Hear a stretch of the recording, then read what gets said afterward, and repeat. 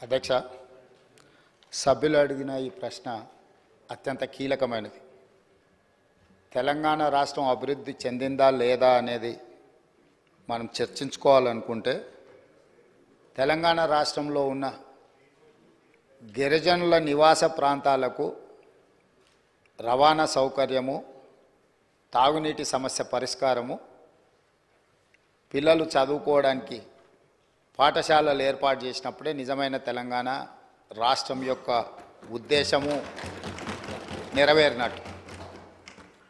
ఈ మధ్యకాలంలో నేను చాలా విషయాలు నా నియోజకవర్గంలో కూడా తమరికి తెలుసు, తమరి పక్కనే ఉంటుంది బొమ్మరాజపేట మండలం.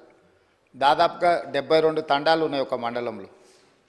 చాలా తండాలకు రవాణా సౌకర్యం లేదు, కానీ అవి గ్రామ పంచాయతీలుగా మారినాయి. ఆ ఊర్లో పాఠశాల లేకపోయినా, ఆ ఊరికి రోడ్డు లేకపోయినా, కొన్ని తండాలలో కరెంటు లేకపోయినా మనం వాటిని గ్రామ పంచాయతీలుగా వాటికి హోదా ఇచ్చినాం. అందుకే ఈ ప్రభుత్వం నిశితంగా గమనించి ఈ తెలంగాణ రాష్ట్రంలో ఉన్న అన్ని తండాలలో గ్రామ పంచాయతీలుగా రూపాంతరం చెందిన, గతంలోనే గ్రామ పంచాయతీలుగా ఉన్న తండాలకు ఖచ్చితంగా తండాల నుంచి మండల కేంద్రానికి 100% బీటీ రోడ్డు వెయ్యాలి అని మా ప్రభుత్వం నిర్ణయం తీసుకున్నది. అదేవిధంగా అన్ని తండాలకు తాగునీటి సౌకర్యము, విద్యుత్తు సౌకర్యము. పాపం మంత్రి గారు, మాజీ మంత్రి గారు గతంలో వాళ్ళ నాయకుడు చెప్పిన అబద్ధాలనే ఇంకా బతుకుతున్నట్టున్నాడు. కావాలంటే వారిని తీసుకెళ్తాము. సీతక్క, ఆదిలాబాదు జిల్లాలో ఐటీడీఏ ప్రాంతంలో ఉన్న గూడాలల్ల నీళ్ళ విషయం, కరెంటు విషయం వారిని ప్రత్యేకంగా తీసుకెళ్ళండి. అన్ని గ్రామ పంచాయతీలను తీర్మానాలు చేసి తెప్పించినాము. 7 లక్షల ఆవాసాలకి ఇంతవరకు మీరు నీళ్ళు ఇవ్వలేదు. ఇప్పటికే ప్రాథమికంగా మాకు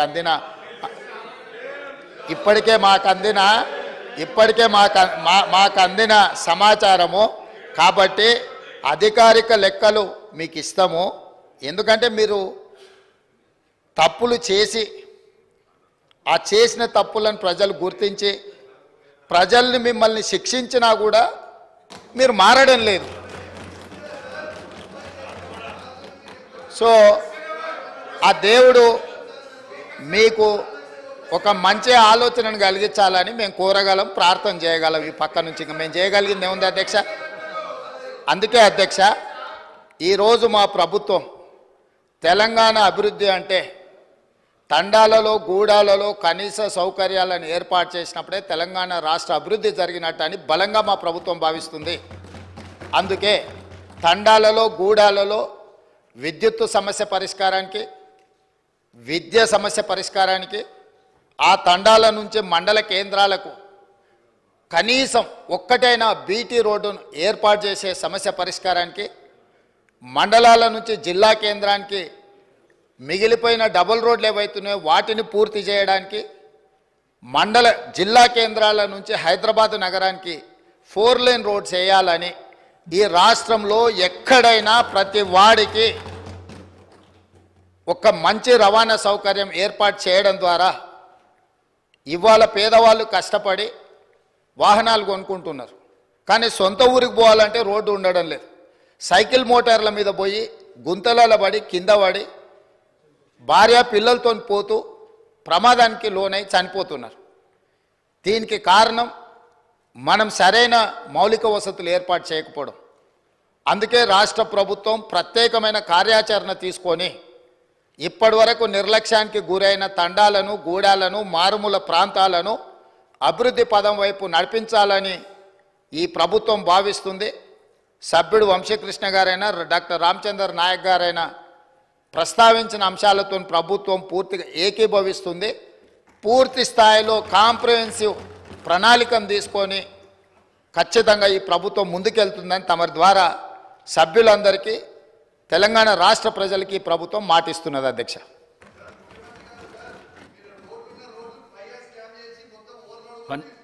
పంచాయతీరాజ్ మినిస్టర్ గారు.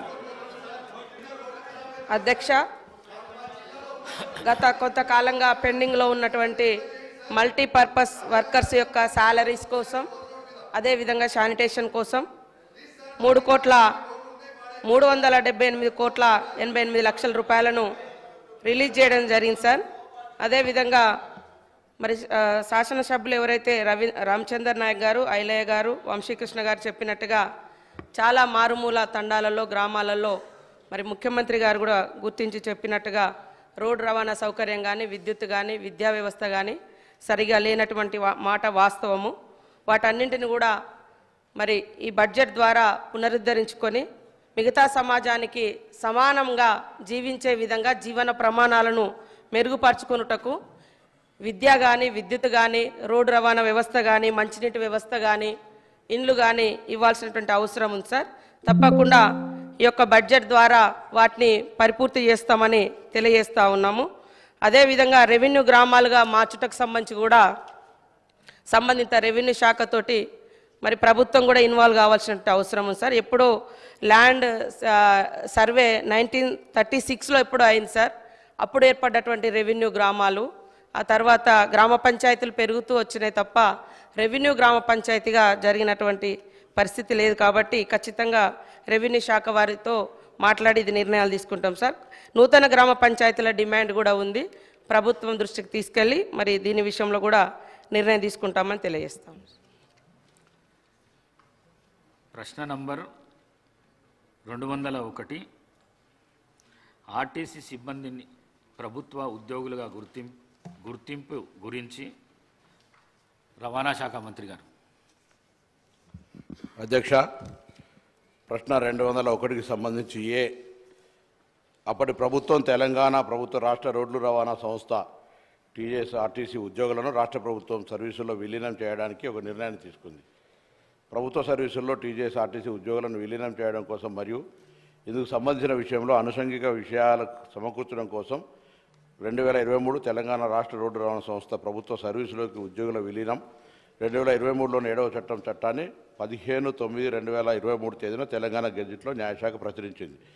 అంతేగాక 2023 టీజేఎస్ఆర్టీసీ ప్రభుత్వ సర్వీసుల్లో ఉద్యోగ విలీనం 2023లోని 7వ చట్టం ప్రకారంగా ప్రభుత్వ సర్వీసుల్లో టీజేఎస్ఆర్టీసీ ఉద్యోగులను విలీనం చేయడానికి విధి విధానాలను రూపొందించడం కోసం రవాణా రోడ్లు అండ్ భవనాలు టీఆర్ శాఖ 29/9/2023 తేదీ గల జీవో నెంబర్ 41 ద్వారా ఒక కమిటీ ఏర్పాటు చేయడమైంది. ప్రశ్న బి లేదండి జవాబు. దాని తర్వాత సి ఈ ప్రతిపాదన పరిశీలనలో ఉంది. శ్రీ తన్నీరు హరీష్ రావు గారు. అధ్యక్ష, గౌరవ మంత్రివర్యులు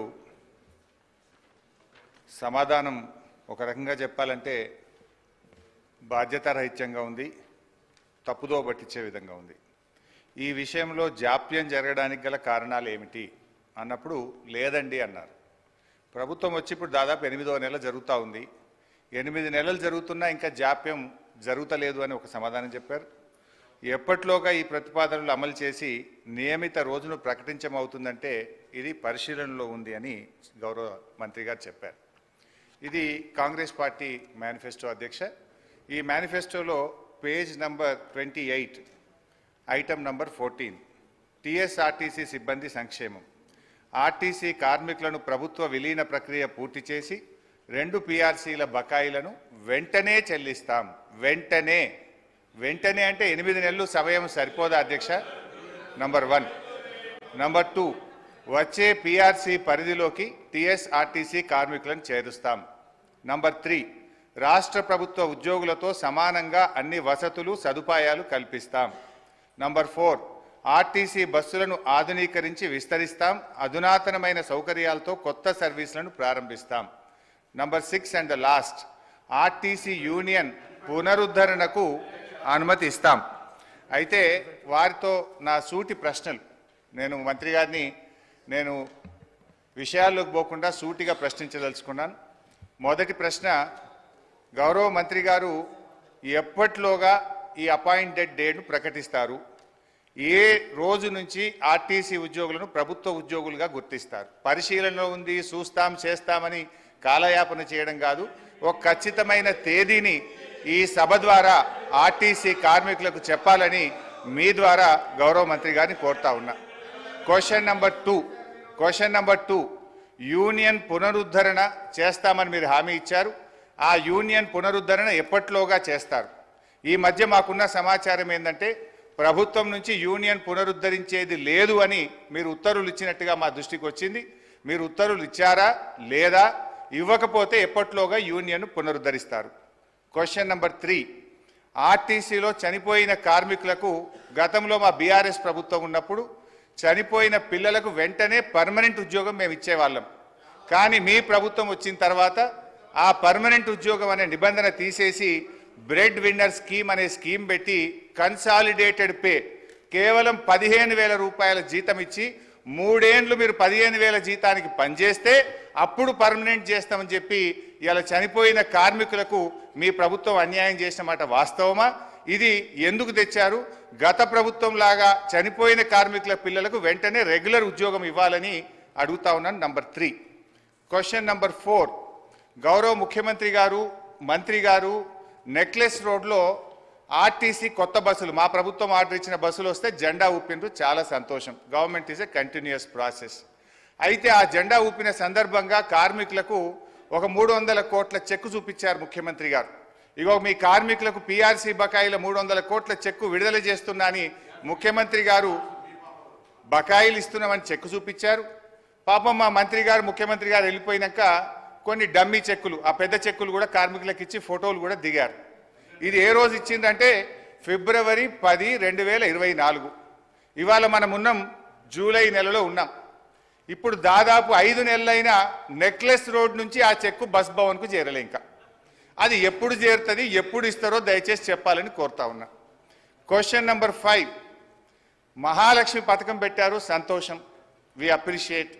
అయితే ఆ పథకానికి నెల నెల బిల్లులు విడుదల చేయని మాట వాస్తవమా? మహాలక్ష్మి పథకం కింద రాష్ట్ర ప్రభుత్వం ఆర్టీసీకి ఇవ్వాల్సిన నిధులు ఎన్ని, ఇప్పటి వరకు ఇచ్చిన ఎన్ని, ఇవ్వకపోవడం వల్ల కార్మికుల యొక్క పిఎఫ్ మరియు సిసిఎస్ డబ్బులు మళ్లించి కార్మికులకు జీతాలు ఇచ్చిన మాట వాస్తవమా? ఆ నిధులు ఎప్పట్లోగా ఇస్తారో సూటిగా చెప్పాలి. అదేవిధంగా అధ్యక్ష, ఎందుకంటే ఇవన్నీ అధ్యక్ష గతంలో ఇవాళ మేము మా ప్రభుత్వం ఉన్నప్పుడు ఆర్టీసీ కార్మికులకు ప్రభుత్వ ఉద్యోగులకు 43% ఫిట్మెంట్ ఇస్తే ఆర్టీసీ కార్మికులకు 44% ఫిట్మెంట్ ఇచ్చాం. గత తెలుగుదేశం ప్రభుత్వంలో కార్మికులకు కేవలం బడ్జెట్లో 100 కోట్లు పెట్టారు. కాంగ్రెస్ ప్రభుత్వం 200 కోట్లు పెట్టింది. కానీ మా ప్రభుత్వం 1000 కోట్లు, 1500 కోట్లు, 1500 కోట్లు బడ్జెట్లో పెట్టి ఆర్టీసీ సంస్థను మేము కాపాడు. ఆర్టీసీ కార్మికులను గవర్నమెంట్లోకి తీసుకోవడం, దీని మీద తెలిసినోడు ఒకటి తెలియనోడు ఒకటి మాట్లాడుతూ ఉన్నారు. ఆ గవర్నర్ గారు పాపం మాకు తెలిసి తెలియక అనవసరంగా వివాదం కొని తెచ్చుకున్నాను. అనవసరంగా ఆర్టీసీ పెట్టిందే ప్రజలకు ప్రజా రవాణా ఉండాలని చెప్పి అధ్యక్ష. సరే, క్రమేణా కాలక్రమంలో ఆ సంస్థ నష్టాల్లో కూరుకుపోవటం ఇదంతా జరుగుతూ వచ్చింది. నేను కూడా ట్రాన్స్పోర్ట్ మినిస్టర్గా పనిచేసిన అధ్యక్ష. నేను పనిచేసిన రోజుల చాలా డెడికేటెడ్గా పనిచేసి, నేను మినిస్టర్గా బాధ్యత తీసుకున్న రోజు ఆనాటి ఏపీఎస్ఆర్టీసీ 14 కోట్ల నష్టాలలో ఉండే అధ్యక్ష. ఆ 14 కోట్ల నష్టాలను పూడుస్తూ వివిధ రకాల ప్రక్రియలు అక్కడ ప్రవేశపెట్టి మరొక 14 కోట్ల రూపాయల ఆదాయం తెచ్చినాం అధ్యక్ష ఆర్టీసీకి. అంటే తమను పూడ్చగలిగితే, శక్తి సామర్థ్యాలు ఉంటే నష్టాన్ని పూడ్చవచ్చు. కానీ ఈ మధ్య ఏమైపోయిందంటే అధ్యక్ష, అనేకమైనటువంటి డీజిల్ పెరుగుదల మన ఆర్టీసీ మేము ఆశామాషిగా చేయలేదు అధ్యక్ష. ఏ పని కూడా అట్లా చెయ్యం మేము. గతంలో ఆర్టీసీ కార్మికులు సమ్మె చేశారు, మమ్మల్ని గవర్నమెంట్లో తీసుకోమన్నారు. మేమేం చేసినామంటే మీకు తగిన డబ్బులు ఇస్తాం, మీరు నడపండి, లాభాలు తీసుకొచ్చే ప్రయత్నం చేయమని ఒక బెస్ట్ ఐపీఎస్ ఆఫీసర్ని అక్కడ ఎండీగా వేసి, మనం మంచి అనుభవం ఉన్నటువంటి బాజిరెడ్డి గోవర్ధన్ గారిని చైర్మన్గా వేసి విశ్వ ప్రయత్నాలు చేసినారు వాళ్ళు కూడా. ఎంత చేసినా ఈ అబ్నార్మల్ డీజిల్ ప్రైస్ అధ్యక్ష మన చేతులు ఉండలేదు, సెంట్రల్ గవర్నమెంట్ చేతిలో ఉంటా ఉంది. అది ఎట్లా ఉందంటే సుమారు 40 లక్షల కిలోమీటర్లు తిరుగుతాయి అధ్యక్ష మన బస్సులు. 6 లక్షల లీటర్ల డీజిల్ ప్రతిరోజు కాల్స్తాయి. అవి 6 lakh లీటర్స్ డీజిల్. 60 రూపాయల డీజిల్ 110 రూపాయలు 105 రూపాయలు అయిపోయింది. అమాంతంగా 45 రూపాయలు పెరిగితే రోజుకు 2.5 కోట్ల రూపాయలు డీజిల్ మీద నష్టం వస్తూ ఉంది అధ్యక్ష. ఎక్కడి నుంచి మొదలవడాల సంస్థ? మన క్యాబినెట్లో మేమందరం కూడా దాదాపు 5:30-6 గంటలు చర్చించి గతంలో మనం వద్దనుకున్నాం, మరి ఇప్పుడు ఏం చేయాలి? మా చర్చలో తేలింది ఏంటంటే అధ్యక్ష, నేను కుల్ల చెప్తా ఉన్నా, నేను దాచిపెట్టేది ఏం లేదు. ప్రజలకు రవాణా సదుపాయం కల్పించడం ఏ ప్రజాస్వామ్య ప్రభుత్వానికైనా ఒక సోషల్ ఆబ్లిగేషన్. మరి ఆర్టీసీని తీసేద్దామా? తీసేయడానికి లేదు. ఆర్టీసీ బెస్ట్ స్కిల్ ఉన్న సంస్థ, జీరో యాక్సిడెంట్ ఫ్రీ ఉండే సంస్థ, ప్రయాణికులను క్షేమంగా చేరవేసే సంస్థ. మనమే లక్షల కొద్ది పాసులు ఇస్తూ ఉంటాం విద్యార్థులకు, మరొకలకు. మనది మంచి సదుపాయం. ప్రజలు కూడా బస్సు ఉండాలని కోరుకుంటారు తప్ప పోవాలని కోరుకోరు. మరి ఇప్పుడు ఏం చేయని? ఆ సంస్థగా మనుగడ సాగించే ప్రయత్నం లేదు. ఇంకా ప్రభుత్వమే సాకాల, ప్రభుత్వమే సాధాల్సిందే. వాళ్ళు చేయలేరు. వాళ్ళ కాలికి మస్తు ప్రయత్నాలు చేసినారు. గోవర్ధన్ గారు, ఆ ఎండి గారు చాలా ప్రయత్నం చేసినారు. చివరి క్యాబినెట్లో తేలింది ఏంటంటే వాళ్ళకి సంవత్సరానికి 1500 కోట్లు ఇస్తూ ఉన్నాం అధ్యక్ష. ఇప్పుడు బడ్జెట్లో పెట్టి మరి ఇస్తూ ఉన్నాం. Every year 1500 crores we are giving to the RTC. గవర్నమెంట్లో లేదన్న పేరే కానీ గవర్నమెంటే సాత్తా ఉంది దాన్ని. ఆ వచ్చేది ఏమూలకు సరిపోవడం లేదు. కాబట్టి ఇంక తప్పదు, మనకు ప్రజలకు ప్రజా రవాణా ఉండాలి. ఏ ఆబ్జెక్టివ్తో దాన్ని పెట్టినారో ఆ బాధ్యత నుంచి మనం తప్పించుకోలేము. తప్పకుండా ఉండి తీరాలి. కమాన్ ప్రభుత్వంలోకి తీసుకుందాం. ఆ కార్మికులకు పాపం భద్రత వస్తుంది, వాళ్ళకి చిక్కులని పోతాయి. ఆ విధంగా చాలా బాగుంటుందని మేము భావించి మన క్యాబినెట్లో ఫైనల్ డెసిషన్ తీసుకున్నాం. వద్దన్నోళ్ళు ఇప్పుడు ఎట్లా తీసుకున్నారని మాట్లాడే పిచ్చి వాళ్ళు కూడా ఉన్నారు బయట. వాళ్ళతో సంబంధం పెట్టుకోలే. ఏ పని చేసినా గవర్నమెంట్ ఒక బాధ్యత ఉంటుంది, ఒక లోతైన దృక్పథం ఉంటుంది, ఒక పరిశీలన ఉంటుంది. దాని మీద స్టెప్ తీసుకుంటాం. ఈ సగం ఎందుకు, బయట మేనేజ్మెంట్ ఎందుకు? మనమే ప్రభుత్వమే డబ్బులు పెట్టి ఇంకా కొంచెం దాన్ని స్పీడ్ చేసేటట్టు 10 రూపాయలు ఎక్కువ ఇచ్చేటట్టు కూడా చేద్దాం. మంచోళ్ళు 2 ఐఏఎస్ ఆఫీసర్లను పెడదాం, యంగ్ ఆఫీసర్లను పెట్టి బాగా పనిచేద్దాం అనే ఉద్దేశంతో ఆ నష్టాలు ఎట్లాగో భరిస్తున్నాం కాబట్టి అనవసరంగా అక్కడ ఎందుకు, అకౌంట్స్ మన దగ్గరికి వస్తాయి, మొత్తం బాగుంటుందని చెప్పి నిర్ణయం చేసినాం. కొంతమంది ఎంత దుర్మార్గంగా అంటే అధ్యక్ష, ఇంత నీచులు కూడా ఉంటారు రాజకీయాలలో. ఆర్టీసీ ఆస్తుల మీద కన్నేసినాము అని మాట్లాడతారు. ఇంతకన్నా దౌర్భాగ్యం ఉంటుంది అధ్యక్ష? ఇంతకన్నా దరిద్రం ఏం చేసినా ఒక అడ్డంపుడు మాట్లాడతామంటే ఇదే దుఃఖం కలిగించేది అధ్యక్ష. ఇంత బాధ్యతాయుతంగా పనిచేసే ప్రభుత్వం ఆర్టీసీ సేవలు పెంచుతాం, ఆ బస్టాండ్లను ఇంకా బ్రహ్మాండంగా చేస్తాం, మోడర్నైజ్ చేస్తాం, సౌకర్యాలు పెంచుతాం, ఇంకా అవసరమైతే ఇంకో 10 ఎకరాల జాగా తీసుకుంటాం. ప్రభుత్వ పరంగా ఎన్ని డిపోలు కట్టిస్తున్నాం అధ్యక్ష? ఇప్పుడే అక్బరుద్దీన్ ఓవైసీ గారు అడిగినారు, బండ్లగూడలో నాకు బస్ డిపో కావాలని చెప్పి. ఎందుకు అడుగుతున్నా? అక్బరుద్దీన్ పర్సనల్ ఏం లేదు అక్కడ. ఆ ప్రాంత ప్రజలకు ట్రాన్స్పోర్ట్ ఫెసిలిటీ కావాలా. His idea is constituency people should get good facility. Definitely government will take up. దానిలో ఏమవుతుంది, ఇంకా అదనంగా జాగాలు సమకూరుస్తాం. అभी बोले थे अकबर भाई कि हम औकाफ ज़मीन का है, वहाँ से नो ऑब्जेक्शन लेके वहाँ सारी चीज़ बना सकते बोले. ऐसा और ज़मीन हम आरटीसी को देंगे, देते ही जाएंगे. उस संस्था को बढ़ा लेंगे. वो अपना संस्था है, अपना घर का बच्चा है, उसको कैसा मार देते? సో ఇట్లా దుర్మార్గం మాట్లాడే ఈ చిల్లరగాల మాటలని కాదు. ప్రభుత్వం అంటే ప్రభుత్వానికి ఒక బాధ్యత ఉంటుంది. సమాజానికి మేము జవాబుదారులము. ఖచ్చితంగా రవాణా సదుపాయాన్ని ప్రజలకు అందుబాటులో ఉంచాలని, ప్రజలకు ప్రజా రవాణా అందుబాటులో ఉంచడం ప్రజాస్వామిక ప్రభుత్వం యొక్క సామాజిక బాధ్యతని గుర్తించి క్యాబినెట్లో 4 గంటల సేపు మేము చర్చించి దాన్ని ప్రభుత్వంలోనే చేర్చుకుని ఇంకా బాగుంటుందని చెప్పి ఆలోచించి ఒక బాధ్యతాయుతమైన నిర్ణయం తీసుకున్నాం. అందులో కూడా ప్లస్ మైనస్ అన్ని చర్చించి డైరెక్ట్ గవర్నమెంటే కరెక్ట్ అని చెప్పి వాళ్ళని తీసుకున్నాం. వాళ్ళకి భద్రత వస్తూ ఉంది. అప్పుడు పీఆర్సీ ఇస్తాం, వాళ్ళకి ఆటోమేటిక్గా పెరుగుతుంది. ఏ సదుపాయం ఎంప్లాయీస్కి ఇచ్చినా ఆ 43,000 ఉద్యోగులకు కూడా అన్ని పెరుగుతాయి. పాపం వాళ్ళు కూడా సంతోషంగా ఉంటారు, ఉద్యోగ భద్రత వస్తుందని, కార్యకలాపాలు కూడా పెరుగుతాయని అనుకున్నాం అధ్యక్ష. మరి ఆ గవర్నర్ గారు ఎందుకు ఉంచుకున్నారో తెలియదు. ఆ పనులేంతా పెట్టుకొని 96 క్లారిఫికేషన్లు అడిగి, అది మినిమం అధ్యక్ష. అసలు గవర్నర్ గారు